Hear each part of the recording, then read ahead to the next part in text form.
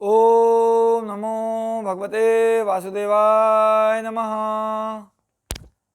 श्रीमद् भगवद गीता साधक संजीवनी अध्याय 13 प्रारंभ कर रहा हूँ। ओम श्री परमात्मने नमः। अथ त्रयोदशो अध्यायः। 12वें अध्याय के आरंभ में अर्जुन ने पूछा कि आप सगुण साकार की उपासना करने वाले और अव्यक्त अक्षर या निर्गुण निराकार की उपासना करने वाले इन दोनों में से कौन श्रेष्ठ है। उत्तर में भगवान ने अपनी उपासना करने वालों को श्रेष्ठ बताया और आगे कहा कि अव्यक्त अक्षर की उपासना करने वाले भी मेरे को ही प्राप्त होते हैं, परंतु देहाभिमान रहने के कारण उनको उपासना में कठिनता अधिक होती है। ऐसा कहकर भगवान ने सगुण साकार की उपासना का विस्तार से वर्णन किया। अब अव्यक्त अक्षर की उपासना का विस्तार से वर्णन करने के लिए और उसमें देहाभिमान रूप मुख्य बाधा को दूर करने के लिए भगवान 13वें अध्याय का विषय आरंभ करते हैं। सबसे पहले भगवान क्षेत्र और क्षेत्रज्ञ के विषय विवेक का प्रकरण आरंभ करते हैं। श्री भगवान उवाच इदं शरीरं कौन्तेय क्षेत्रम इत्य अभिधीयते एतद्यो वेत्ति तम प्राहुः क्षेत्रज्ञ इति तद्विदः। श्री भगवान बोले, हे कुंती पुत्र अर्जुन, यह रूप से कहे जाने वाले शरीर को क्षेत्र कहते हैं और इस क्षेत्र को जो जानता है उसको ज्ञानी लोग क्षेत्रज्ञ नाम से कहते हैं। इदम शरीरम कौन्तेय क्षेत्रम इत्यम अधीयते। मनुष्य, यह पशु है, यह पक्षी है, यह वृक्ष है आदि भौतिक चीजों को इदंता से अर्थात यह रूप से कहता है और इस शरीर को कभी मैं रूप से तथा कभी मेरा रूप से कहता है, परंतु वास्तव में अपना कहलाने वाला शरीर भी इदंता से कहलाने वाला ही है। चाहे स्थूल शरीर हो, चाहे सूक्ष्म शरीर हो और चाहे कारण शरीर हो, पर वे हैं सभी इदंता से कहलाने वाले ही। जो पृथ्वी, जल, तेज, वायु और आकाश इन 5 तत्वों से बना हुआ है, अर्थात जो माता पिता के रजवीर्य से पैदा होता है, उसको स्थूल शरीर कहते हैं। इसका दूसरा नाम अन्नमय कोश होता है, क्योंकि यह अन्न के विकार से ही पैदा होता है और अन्न से ही जीवित रहता है, अतः यह अन्नमय अन्न स्वरूप ही है। इंद्रियों का विषय होने से यह शरीर इदम कहा जाता है। 5 ज्ञानेंद्रियां, 5 कर्मेंद्रियां, 5 प्राण, मन और बुद्धि, इन 17 तत्वों से बने हुए शरीर को सूक्ष्म शरीर कहते हैं। इन 17 तत्वों में से प्राणों की प्रधानता को लेकर यह सूक्ष्म शरीर प्राणमय कोश, मन की प्रधानता को लेकर यह मनोमय कोश और बुद्धि की प्रधानता को लेकर यह विज्ञानमय कोश कहलाता है। ऐसा यह सूक्ष्म शरीर भी अंतःकरण का विषय होने से इदम कहा जाता है। अज्ञान को कारण शरीर कहते हैं। मनुष्य को बुद्धि तक का तो ज्ञान होता है, पर बुद्धि से आगे का ज्ञान नहीं होता, इसलिए इसे अज्ञान कहते हैं। यह अज्ञान संपूर्ण शरीरों का कारण होने से कारण शरीर कहलाता है। अज्ञान मेवास्य ही मूल कारणम। इस कारण शरीर को स्वभाव, आदत और प्रकृति भी कहते हैं और इसी को आनंदमय कोश भी कह देते हैं। जागृत अवस्था में स्थूल शरीर की प्रधानता होती है और उसमें सूक्ष्म तथा कारण शरीर भी साथ में रहता है। स्वप्न अवस्था में सूक्ष्म शरीर की प्रधानता होती है और उसमें कारण शरीर भी साथ में रहता है। सुषुप्ति अवस्था में स्थूल शरीर का ज्ञान नहीं रहता, जो कि अन्नमय कोश है, और सूक्ष्म शरीर का भी ज्ञान नहीं रहता, जो कि प्राणमय, मनोमय और विज्ञानमय कोश है, अर्थात बुद्धि अविद्या या अज्ञान में ही लीन हो जाती है। अतः सुषुप्ति अवस्था कारण शरीर की ही होती है।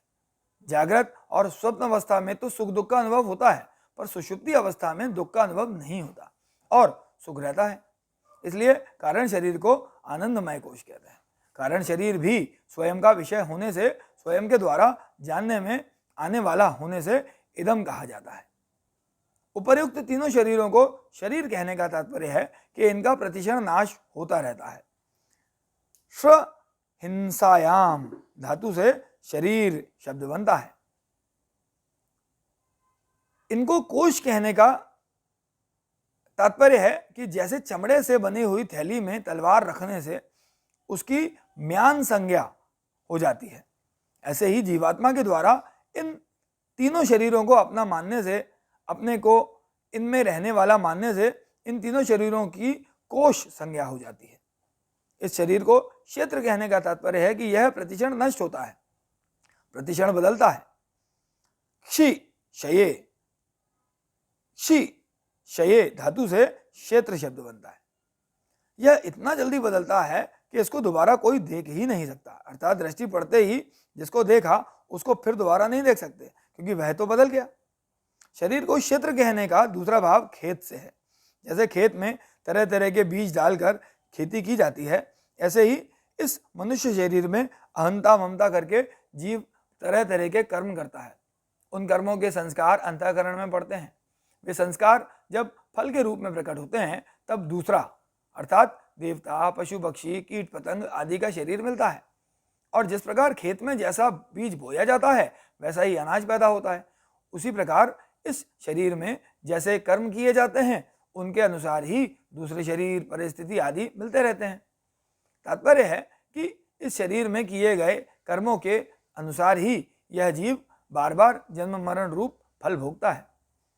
इसी दृष्टि से इसको क्षेत्र या खेत कहा गया है। अपने वास्तविक स्वरूप से अलग दिखने वाला यह शरीर प्रकृत पदार्थों से, क्रियाओं से, वर्ण आश्रम आदि से इदम अर्थात दृश्य ही है। यह तो इदम पर जीव ने भूल से इसको अहम मान लिया और फंस गया। स्वयं परमात्मा का अंश एवं चेतन है, सबसे महान है, परंतु जब वह जड़ या दृश्य पदार्थों से अपनी महत्ता मानने लगता है, जैसे मैं धनी हूँ, मैं विद्वान हूँ आदि, तब वास्तव में वह अपनी महत्ता घटाता ही है। इतना ही नहीं, अपनी महान बेइज्जती करता है, क्योंकि अगर धन विद्या आदि से वह अपने को बड़ा मानता है तो धन विद्या आदि ही बड़े हुए, उसका अपना महत्व तो कुछ रहा ही नहीं।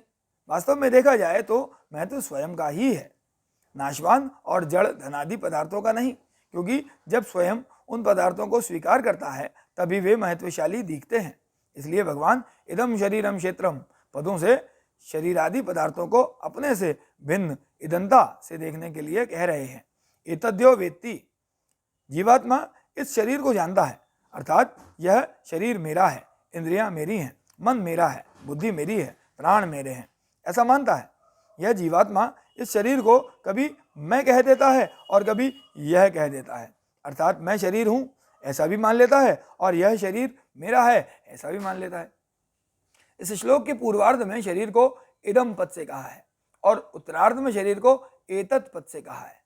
यद्यपि ये दोनों ही पद नजदीक के वाचक हैं, तथापि इदम की अपेक्षा एतत् पद अत्यंत नजदीक का वाचक है। अतः यहाँ इदम पद अंगुलिनी निर्दिष्ट शरीर समुदाय का द्योतन करता है और एतत् पद इस शरीर को जो मैंपन है उस मैंपन का द्योतन करता है। तम प्राहु क्षेत्रज्ञ इति तद्विदः, जैसे दूसरे अध्याय के 16वें श्लोक में सत असत के तत्व को जानने वालों को तत्वदर्शी कहते हैं, ऐसे ही यहाँ क्षेत्र क्षेत्रज्ञ के तत्व को जानने वाले को तद्विदः कहा गया है। यद्यपि प्राहु क्रिया का कर्म होने से क्षेत्र की शब्द में द्वितीय विभक्ति होनी चाहिए थी, तथापि आगे इति पद होने से अर्थात इति पद से उक्त होने से क्षेत्र की शब्द में प्रथमा विभक्ति हो गई है। क्षेत्र क्या है और क्षेत्रज्ञ क्या है, इसका जिनको बोध हो चुका है ऐसे तत्वज्ञ महापुरुष इस जीवात्मा को क्षेत्रज्ञ नाम से कहते हैं। तात्पर्य है कि क्षेत्र की तरफ दृष्टि रहने से, क्षेत्र के साथ संबंध रहने से ही इस जीवात्मा को वे ज्ञानी महापुरुष क्षेत्रज्ञ कहते हैं। अगर यह जीवात्मा क्षेत्र के साथ संबंध न रखे तो फिर इसकी क्षेत्र की संज्ञा नहीं रहेगी, यह परमात्मा स्वरूप हो जाएगा। मार्मिक बात यह नियम है कि जहां से बंधन होता है वहां से खोलने पर ही बंधन से छुटकारा हो सकता है। अतः मनुष्य शरीर से ही बंधन होता है और मनुष्य शरीर के द्वारा ही बंधन से मुक्ति हो सकती है। अगर मनुष्य का अपने शरीर के साथ किसी प्रकार का भी अहंता ममता रूप संबंध न रहे तो वह मात्र संसार से ही मुक्त है या वह मात्र संसार से मुक्त ही है। अतः भगवान शरीर के साथ माने हुए अहंता ममता रूप संबंध का विच्छेद करने के लिए शरीर को क्षेत्र बताकर इसको इदंता या पृथकता से देखने के लिए कह रहे हैं। जो कि वास्तव में पृथक है ही। शरीर को ईदनता से देखना केवल अपना कल्याण चाहने वाले साधकों के लिए ही नहीं, प्रत्युत मनुष्य मात्र के लिए परम आवश्यक है। कारण कि अपना उद्धार करने का अधिकार और अवसर मनुष्य शरीर में ही है। यही कारण है कि गीता का उपदेश आरंभ करते ही भगवान ने सबसे पहले शरीर और शरीरी की पृथकता का वर्णन किया है। इदम का अर्थ है यह, अर्थात अपने से अलग दिखने वाला। सबसे पहले देखने में आता है पृथ्वी, जल, तेज, वायु और आकाश से बना हुआ यह स्थूल शरीर। यह दृश्य है और परिवर्तनशील है। इसको देखने वाले हैं नेत्र।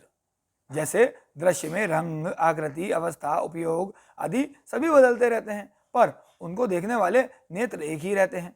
ऐसे ही शब्द, स्पर्श, रूप, रस और गंध रूप विषय भी बदलते रहते हैं, पर उनको जानने वाले कान, त्वचा, नेत्र, जिह्वा और नासिका एक ही रहते हैं। जैसे नेत्रों से ठीक दिखना, कम दिखना और बिल्कुल न दिखना, यह नेत्र में होने वाले परिवर्तन मन के द्वारा जाने जाते हैं। ऐसे ही कान, त्वचा, जिह्वा और नासिका में होने वाले परिवर्तन भी मन के द्वारा जाने जाते हैं। अतः पांचों ज्ञानेंद्रियों अर्थात कान, त्वचा, नेत्र, जिह्वा और नासिका भी दृश्य हैं, कभी शुद्ध और कभी शांत, कभी स्थिर और कभी चंचल। ये मन में होने वाले परिवर्तन बुद्धि के द्वारा जाने जाते हैं। अतः मन भी दृश्य है, कभी ठीक समझना, कभी कम समझना और कभी बिल्कुल न समझना। ये बुद्धि में होने वाले परिवर्तन स्वयं या जीवात्मा के द्वारा जाने जाते हैं। अतः बुद्धि भी दृश्य है। बुद्धि आदि के दृष्टा स्वयं जीवात्मा में कभी परिवर्तन हुआ नहीं है नहीं, होगा भी नहीं और होना संभव भी नहीं। वह सदा एक रस रहता है, अतः वह कभी किसी का दृश्य नहीं हो सकता। रूपम दृश्यम लोचनम द्रक तद दृश्यम द्रक तु मानसम दृश्याधिवृत्य साक्षी द्रगेव न तु दृश्यते। द्रग दृश्य विवेक। इंद्रियां अपने अपने विषय को तो जान सकती हैं, पर विषय अपने से पर या सूक्ष्म, श्रेष्ठ और प्रकाशक इंद्रियों को नहीं जान सकते। इसी तरह इंद्रियां और विषय मन को नहीं जान सकते। मन इंद्रियां और विषय बुद्धि को नहीं जान सकते, तथा बुद्धि मन, इंद्रियां और विषय स्वयं को नहीं जान सकते। न जानने में कोई मुख्य कारण यह है कि इंद्रियां, मन और बुद्धि तो सापेक्ष दृष्टा हैं, अर्थात एक दूसरे की सहायता से केवल अपने से स्थूल रूप को देखने वाले हैं, किंतु स्वयं या जीवात्मा शरीर, इंद्रियां, मन और बुद्धि से अत्यंत सूक्ष्म और श्रेष्ठ होने के कारण निरपेक्ष दृष्टा है, अर्थात दूसरे किसी की सहायता के बिना खुद ही देखने वाला है। उपरोक्त विवेचन में यद्यपि इंद्रियां, मन और बुद्धि को भी दृष्टा कहा गया है, तथापि वहां भी यह समझ लेना चाहिए कि स्वयं जीवात्मा के साथ रहने पर ही इनके द्वारा देखा जाना संभव होता है। कारण कि मन, बुद्धि आदि जड़ प्रकृति का कार्य होने से स्वतंत्र दृष्टा नहीं हो सकते, अतः स्वयं ही वास्तविक दृष्टा है। दृश्य पदार्थ या शरीर, देखने की शक्ति, नेत्र, मन, बुद्धि और देखने वाला जीवात्मा, इन तीनों में गुणों की भिन्नता होने पर भी तात्विक एकता है। कारण कि तात्विक एकता के बिना देखने का आकर्षण, देखने की सामर्थ्य और देखने की प्रवृत्ति सिद्ध ही नहीं होती। यहाँ एक शंका हो सकती है कि स्वयं या जीवात्मा तो चेतन है, फिर वह जड़, बुद्धि आदि को, जिससे उसकी तात्विक एकता नहीं है, कैसे देखता है? इसका समाधान यह है कि स्वयं जड़ से तादात्म्य करके जड़ के सहित अपने को मैं मान लेता है। यह मैं न तो जड़ है और न चेतन है। जड़ में विशेषता देखकर यह जड़ के साथ एक होकर कहता है कि मैं धनवान हूँ, मैं विद्वान हूँ आदि, और चेतन में विशेषता देखकर यह चेतन के साथ एक होकर कहता है कि मैं आत्मा हूँ और मैं ब्रह्म हूँ आदि। यही प्रकृतिस्थ पुरुष है, जो प्रकृतिजन्य गुणों के संग से ऊंच नीच योनियों में बार बार जन्म लेता है। तात्पर्य यह निकला कि प्रकृतिस्थ पुरुष में जड़ और चेतन दोनों अंश विद्यमान है। चेतन की रुचि परमात्मा की तरफ जाने की है, किंतु भूल से उसने जड़ के साथ तादात्म्य कर लिया। तादात्म्य में जो जड़ अंश है उसका आकर्षण या प्रवृत्ति जड़ता की तरफ होने से वही सजातीयता के कारण जड़, बुद्धि आदि का दृष्टा बनता है। यह नियम है कि देखना केवल सजातीयता में ही संभव होता है, अर्थात दर्शन और दृष्टा के एक ही जाति होने के से देखना होता है, अन्यथा नहीं। इस नियम से यह पता चलता है कि स्वयं या जीवात्मा जब तक बुद्धि आदि का दृष्टा रहता है तब तक उसमें बुद्धि की जाति की जड़ वस्तु है, अर्थात जड़ प्रकृति के साथ उनका माना हुआ संबंध है। यह माना हुआ संबंध ही सब अनर्थों का मूल है। इसी माने हुए संबंध के कारण वह संपूर्ण जड़ प्रकृति अर्थात बुद्धि, मन, इंद्रियां, विषय, शरीर और पदार्थों का दृष्टा बनता है। ओम नमो भगवते वासुदेवाय नमः। प्रथम श्लोक समाप्त।